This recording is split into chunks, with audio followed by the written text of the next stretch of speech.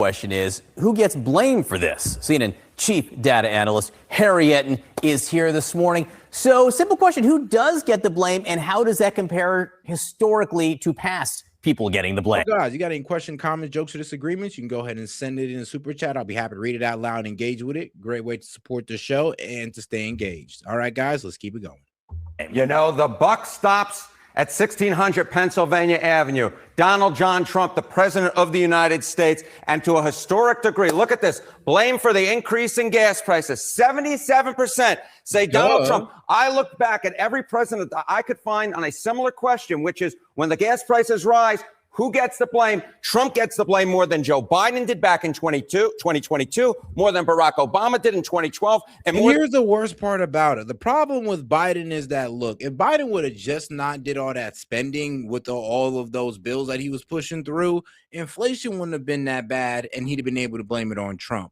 But he didn't do that. And you could still somewhat pass off some of that inflation from Trump's spending in his first term. You could still low-key say that, and that'd be fair. But what Trump did, there's nobody else he could really pass this off on. He entered this war, and after that, everything went up. And then Biden, like I said, one of the main reasons why prices went up under Biden was the Ukraine war with Russia. I mean, that's one of the reasons why food prices skyrocketed the way it did, because Ukraine is the breadbasket of the world. So we can actually sit there and say, all right, there was some elements of this price increase that went outside of Biden. But with Trump, everything was in his control. He was actually reversing or fixing the damage that Biden did in his last term, but then he throws it all away for war with Iran. So of course he's going to get all the blame because we was seeing better and he effed it all up. Than George W. Bush did back in 2005, 71%. Donald Trump takes the cake. He owns this mess, according to the American people, and it is quite the mess because as gas prices climb ever higher and the increase in the percentage that blame Donald Trump climb ever higher, his approval ratings go down into the basement. So presidents always get blamed, but he's getting blamed more. He is getting blamed more to a historic degree. What about the partisan breakdown here? Now, this is where it gets really stunning. Okay, we've seen numbers that are this bad for Trump, disapproval rating on gas prices around this area, the percentage blaming him for the increase in gas prices around this area. But when you break it down by party, this is where it gets. Oh, my. Hey guys, make sure to subscribe to the channel by hitting that yellow icon above with my little cartoon face on there. Yep, hit that over there and subscribe to the channel, guys. Appreciate the support. We do this every night. This is a Republican base that has been infatuated with Donald Trump for years. But even here, blame Trump for rising gas prices. 55%, a majority of Republicans blame Donald Trump for gas prices. That is the highest ever blame for gas prices from one's own party. Then you see 82% of independents. That's the highest percentage who blame. I really want you guys to focus on the independents because Lord knows the Dems are always going to blame Donald Trump for everything. Like it rains, they'll blame Trump. We know this. But the independents, this is what's concerning because these independents is what damn near decides the midterms. And if a lot of these independents swing over to the left, because guys, you can't really fearmonger these independents on, but they'll open the border and trans your children, I'm sorry, but they're not hearing it like our side over here on the GOP are. What they're going to do is they're going to vote for Dems. And what the Dems are going to do is they're going to have a higher voter turnout because they feel so threatened about what Donald Trump is doing. And then guys over here on the GOP, we're just going to have a low voter turnout because, well, we've been disencouraged to vote because look what we got from it. And it's going to be the Republicans' fault, but they're going to sit there and try to blame, the podcasters most likely. Lord knows they can't blame themselves. President of the United States among independents. Not much of a surprise, 95% of Democrats, but majority. Rarely do you get the trifecta of majority from across the political spectrum agreeing on something. But here we have it. The majority of Republicans, independents, and Democrats all blame Trump for higher gas prices. And this is the highest ever from inside one's own party? That is correct. This is the highest ever from inside one's party. When you look at the three other presidents that you have on your screen right here, that 55% that you see here, blaming the president from in one's own party, that is the highest ever. Okay, so the president says it's all worth it. It's worth it to fight this war in Iran. What do the American people say? Yeah, okay. Last night as well, Rick Scott, the senator from the great state of Florida, said the same thing. It was worth it for him, despite the fact that we had the higher gas prices. But do the American people agree? They don't agree with the president of the United States. and they don't agree with the senator from the state of Florida. Look at this. Yeah, that was the dumbest thing I heard a senator say when it comes to high gas prices. He says, we should be happy about these higher gas prices so Iran doesn't have a bomb. And I'm just like, most people are under the understanding that Iran never had a bomb and it was never going towards a bomb. So basically, you're telling us to take these high gas prices for no reason. None at all.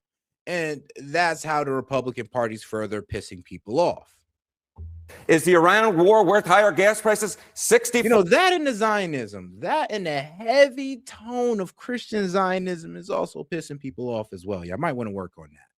4% of Americans say no, just a third say yes. These are types of numbers we see consistently with this war over and over and over again. We're not just getting little majorities, we are getting vast majorities agreeing on something. And here we have the vast majority say no, the Iran war is not worth higher gas prices. As I said, it is a mess, and is a mess in the minds of the American people of the president's own making. They already say it's not worth it. They already say they don't like it. What are the prediction markets saying about where these gas prices are headed? Yeah, okay. You think it's bad right now. The prediction market, the cash prediction market thinks it's going to get even worse. Chance gas prices this year rise above $5 a gallon. Look at this, 74% chance say yes, they will. You go back to April 17th, it was just 30% then. So what we've seen is this number climb ever higher. The bottom line is this, the situation is getting worse. You see it every day at the pump, and the cash prediction market, the people who are putting their money where their mouth is, say it will continue to get worse most likely. It's at $4.40 now. It's got a ways to go to get to $5, so we'll see. We'll see, although it's climbing very quickly. The average price of a gallon of gas is now $4.50 in this country. And you know what? And we're not going to have a nuclear weapon in the hands of Iran. The gas will go down as soon as the war's over. Here's a problem. Even if the war was to stop today, it's going to take at least about 6 months for us to get back to normal pricing, because the supply chain now has to catch up, and the supply chain is months behind. So it has to catch up, and we won't be seeing those gas prices start falling for about 6 months, aka I ain't gonna lie, the Republicans kind of cooked themselves already when it came to oil prices. So I don't know how they're going to spend that for midterms, but good luck. It'll drop like a rock. As soon as the war is over. Okay. But when is that exactly? The 4 to 6 weeks the administration originally projected?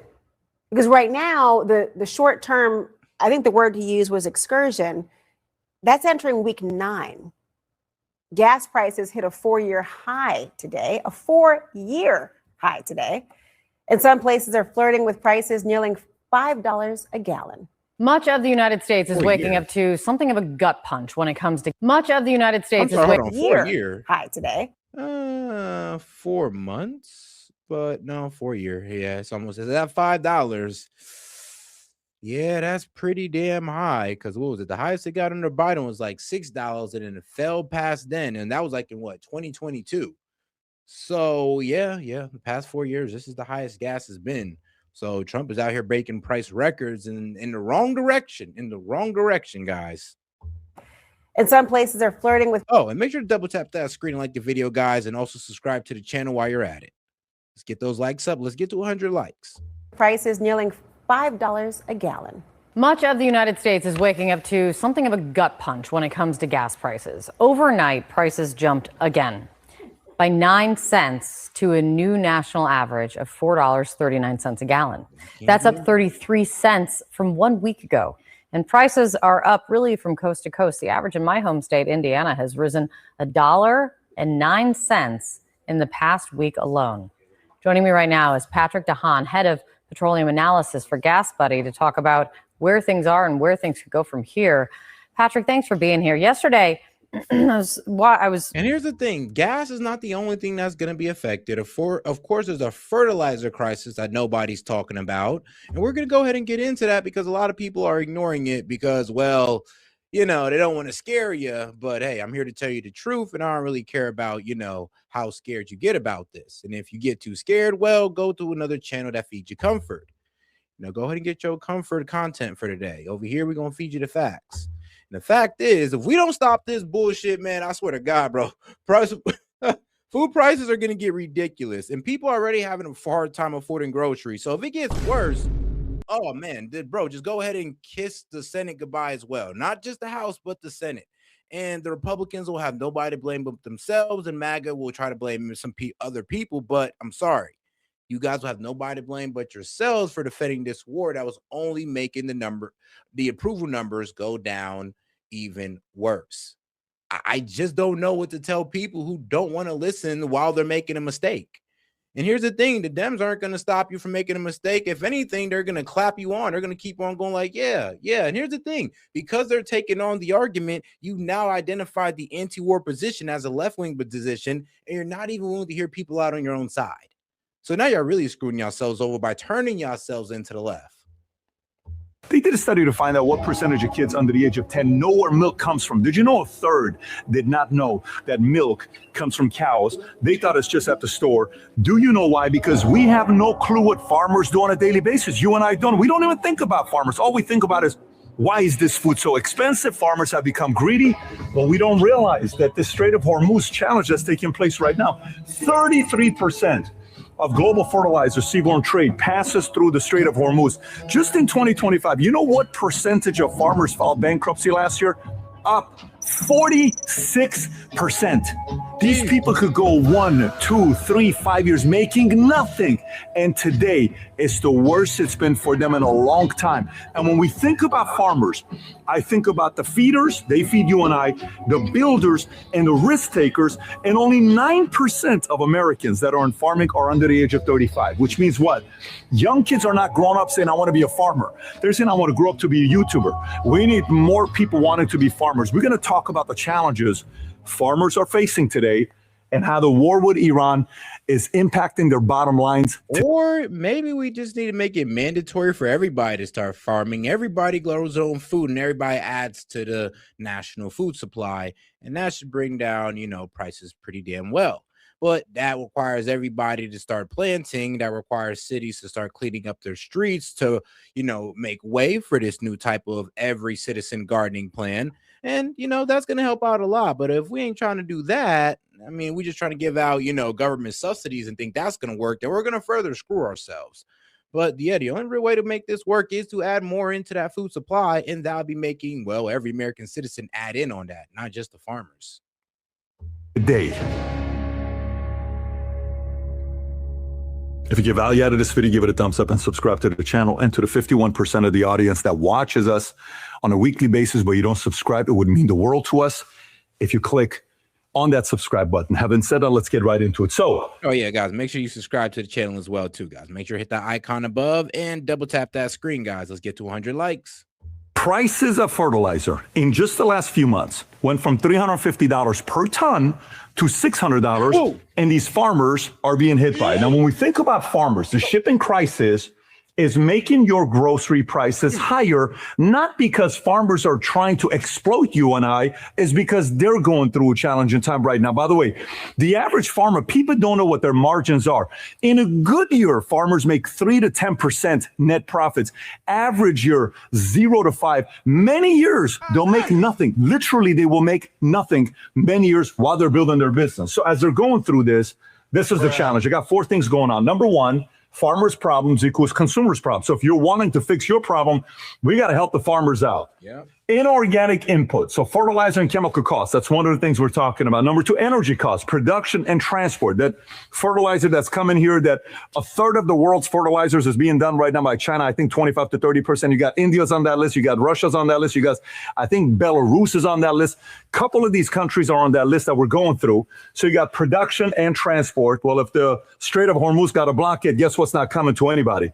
The fertilizer that you need. Number 3 is a geopolitical issue, shipping wars, tariff, all of that stuff. We're definitely dealing with this. And a labor pool, migrant workforce, native population. Some of these folks that are sitting there saying, hey, I lost my workers that are willing to work on farms. I don't have anybody. It's kind of impacting me. We got to kind of take advantage of some of the people that are here. We need their help. Hey, let's bring them back. That's a whole different. And this is one of the reasons why we can never really solve mass immigration is because, we kind of need these, which we shouldn't, but we definitely do kind of need some of these immigrants. And here's the thing. I always did say that, we can kick some of these immigrants out and we kick most of them, all of them out. And like Andrew Wilson said, he pretty much said, well, that's going to drive up food costs. And I'm like, yeah, but let's try to put, and I know you guys are going to hate me for saying this, But instead of having our kids just sit around on the computer all day, let's actually make them go out there and work the field. They'll know what hard work is. They'll get in shape. I mean, I see nothing but positives, but some of y'all want y'all kids to be lazy bastards. So I'll just leave y'all to that. Immigration issue that's impacting our farmers. Next, profit margins where they're at. Farmers do not benefit from higher costs. They're trapped in the inflation cycle themselves too. So meaning retail prices increase are absorbed by middle market costs, packaging, processor, financing, high interest rates, labor, anticipated 3% increase in production costs for 2026.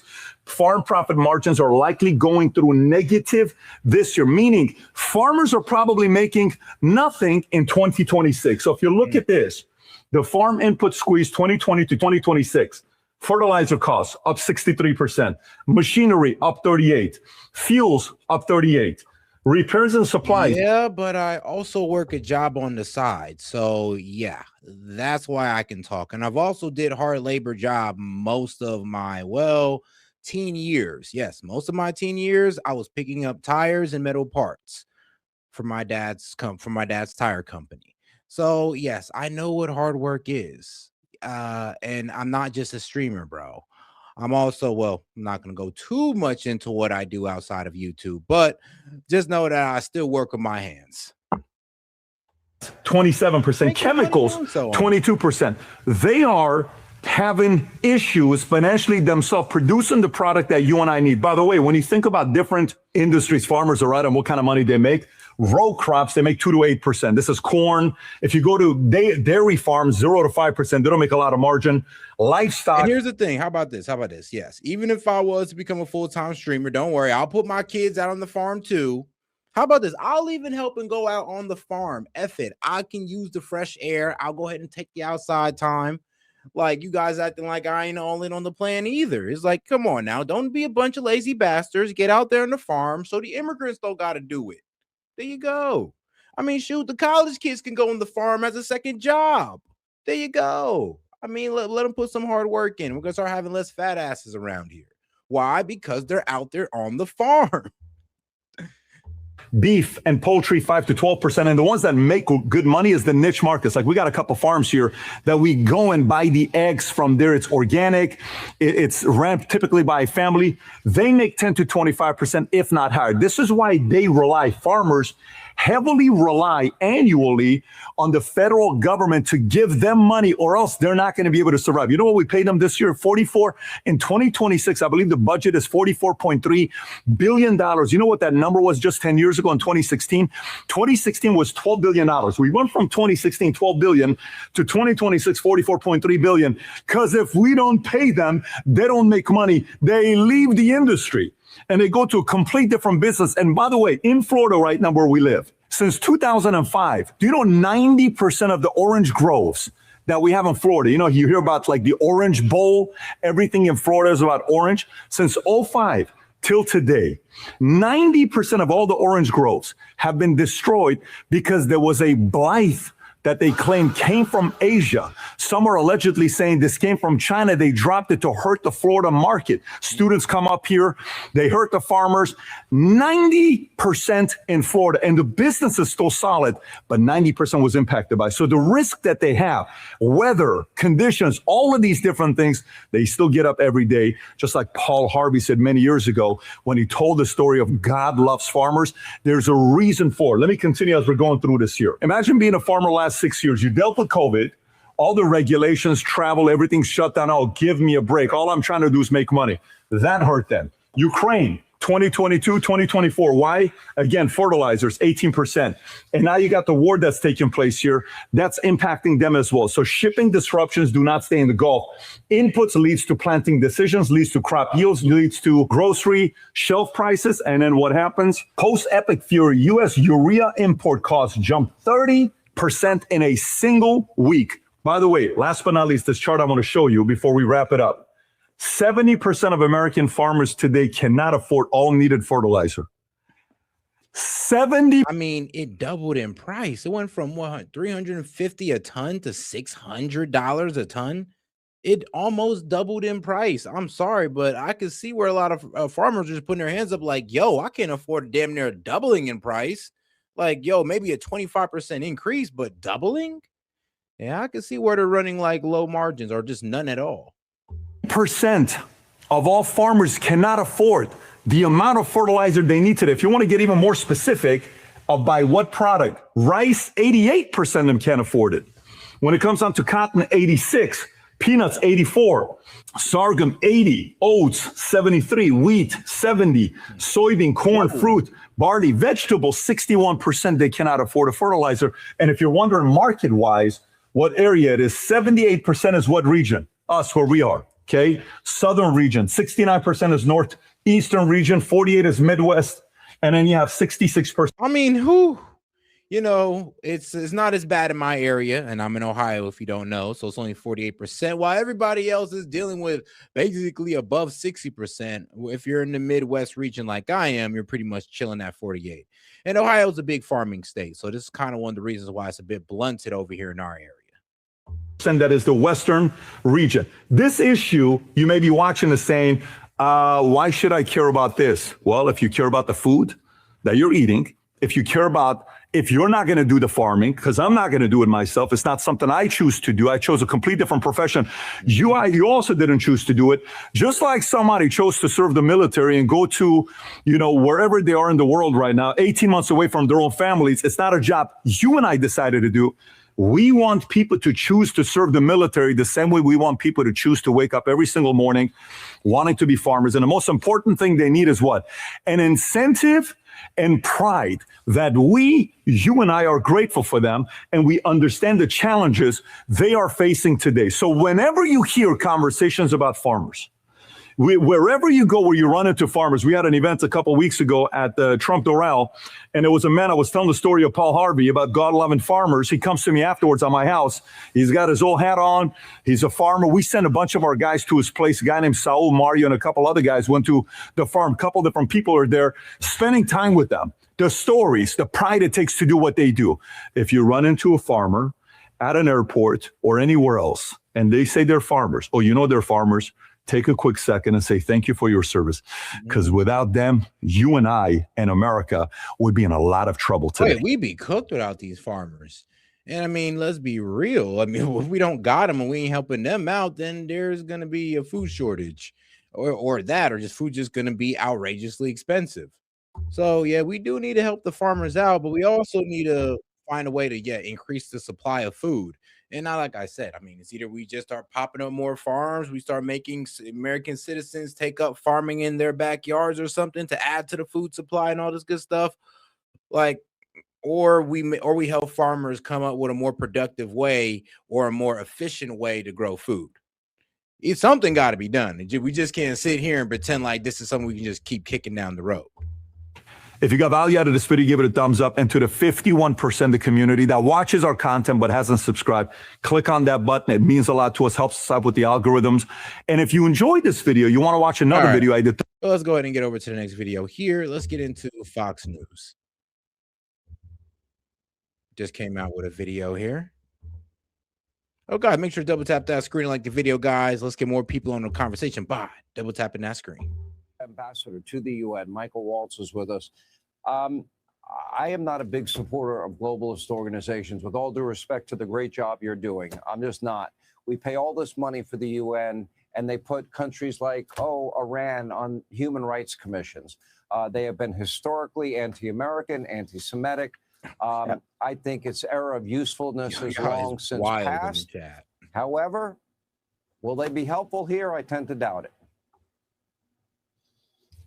Well, Sean, that's exactly why with President Trump's leadership, we forced the UN to take its first budget cut in its entire history. They're cutting 3,000 headquarters bureaucrats, 25% of their peacekeepers. We're slashing it down to size. I was just with the Doge team today, but it's also one of those things, if we didn't invent it, China, Russia, and the 192 other countries would without us. So here's what we're doing and what Secretary Rubio was talking about. First, President Trump has set the stage. He brilliantly flipped the script, put the blockade in place, the blockade on the blockade. Then with Project Freedom, which wasn't the best idea because the blockade on top of the blockade only drove up gas prices and assured that Well, we still don't know when the Strait of Hormuz will be open. So I'm not really sure if that was the best idea. But all right, though.